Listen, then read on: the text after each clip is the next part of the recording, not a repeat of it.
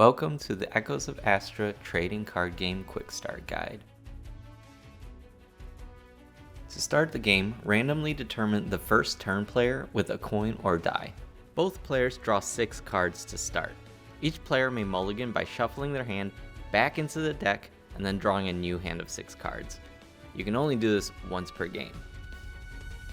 Before starting the game, each player chooses one card in their hand to put face down into the supply area.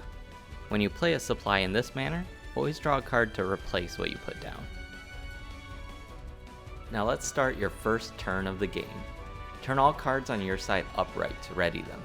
You won't have anything to ready on your first turn. Player 1 skips their first draw, otherwise they would draw a card here.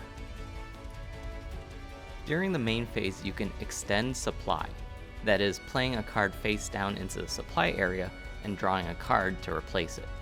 You may only do this once per turn. Now we can play a card from our hand.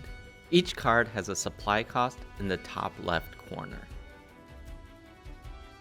Unit cards are the most common and enter your staging area exhausted. Tactic cards resolve their effects and then immediately go to the graveyard. There are also item and territory cards, but we'll focus on those later. Now let's fast forward to an example of combat. It's the start of your turn, so ready your cards and draw a card. A ready unit can attack one of the 3 combat zones in the middle of the game board. If a combat zone is empty, you can take control of it with a unit immediately. You may also retreat a ready unit from a combat zone you control by exhausting it and returning it to your staging area. If the attacker survives and the defender is destroyed, the attacker now controls the zone. If both survive, the attacker returns to its staging area. Please note that exhausted units cannot retaliate nor deal damage during combat. You can keep attacking as long as you have units that are ready. But not everything may go as planned. The defending player also has an opportunity to play a counter card after an attack has been declared. Each player may also respond to counters with a counter of their own. Resolve counters from last played to first played. At the end of your turn, you gain victory points, equal to the total influence of units and combat zones you control. A unit's influence is found on the bottom left of each unit card.